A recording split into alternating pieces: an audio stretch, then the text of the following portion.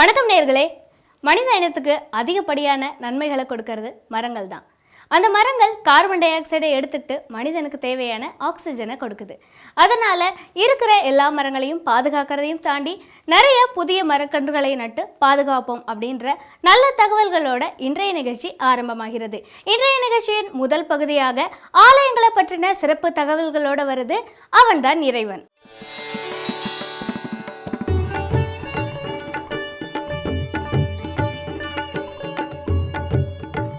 சென்னை வண்டலூர் அருகே உள்ள ரத்தினமங்கலத்தில் 2002ஆம் ஆண்டு தீபாவளி அன்று பூமி பூஜை செய்யப்பட்டு 2003ஆம் ஆண்டு ஜூலை மாதம் 6ஆம் தேதியன்று ஸ்ரீ லட்சுமி குபேரர் அருளால் 8 மாதத்தில் கட்டி முடிக்கப்பட்டு தேவகோட்டை சிவாச்சாரியார்கள் தலைமையில் சிறப்பாக கும்பாபிஷேகம் செய்யப்பட்டது.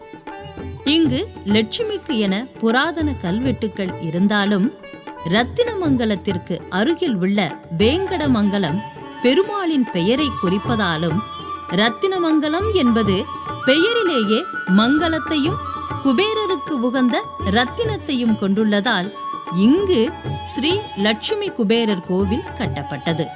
குபேரனின் தந்தை பெயர் பிச்ரவன், தாயார் பெயர் ஸ்வதேவி. இருவருக்கும் மகனாக பிறந்தவர் குபேரன். குபேரனின் சகோதரர்கள் ராவணன், கும்பகர்ணன், விபீஷணன். குபேரனின் சகோதரி சூர்பனகை. ராவணனுக்கு முன் இலங்கையை ஆண்டவன் குபேரன். சிவபெருமானை நோக்கி 800 ஆண்டுகள் தவம் இருந்தவன் குபேரன். ஒருமுறை சிவபெருமானை தரிசனம் செய்ய குபேரன் திருக்கைலாயம் சென்றார். அப்பொழுது அங்கிருந்த பார்வதி தேவியை உற்று நோக்கினார். இதனால் பார்வதி தேவி குபேரனுக்கு சாபமிட்டார். அந்த சாபத்தின்படி குபேரன் உருவம் விகாரமடைந்தது. கண்களை இழந்தார். மீண்டும் சிவனை நோக்கி தவமிருக்க சிவன் அவரை பார்வதி தேவியிடம் சென்று வழிபட கூறினார். பார்வதி தேவியும் குபேரன் செய்த குற்றத்திற்காக அவருக்கு ஒரு கண் தெரியாது என்றும் உடலும் விகாரமாக இருக்கும் என்றும் கூறினார். திருப்பதி வெங்கடாச்சலபதி பத்மாவதி தாயார் திருமணத்திற்கு குபேரனிடம் கடன் வாங்கியதாகவும் அதனை கலியுகத்தின் கடைசியில் திருப்பித் தருவதாகவும் கூறினார் என்று புராணம் கூறுகிறது. தீபாவளி திருநாள் அன்று லட்சுமி குபேர பூஜை செய்வது சிறப்பு. சித்திரை, வைகாசி, ஆனி, ஆவணி, கார்த்திகை மாதங்களில் பூரட்டாதி நட்சத்திரம் வரும் நாளில் அல்லது தேய்பிறை பிரதமை திதி வரும் நாளில் அல்லது வெள்ளிக்கிழமைகளில் குபேரனை வழிபடுவது சிறப்பாகும். குபேரன் விமானம் எங்கு பறந்து சென்றாலும் தங்கம், முத்து ஆகியவை சிதறிக்கொண்டு போகுமாம். அந்த விமானத்தை ராவணன் குபேரனிடமிருந்து பறித்து கொண்டு அதில்தான் சீதையை கடத்தி வந்ததாக ராமாயணம் கூறுகிறது. குபேரன் கோவிலில் வழங்கப்படும் பிரசாதம் பச்சை நிறமாகவே இருக்கிறது. வரும் பக்தர்களுக்கு தினமும் இலவச அன்னதானம் சிறந்த முறையில் நடைபெறுகிறது.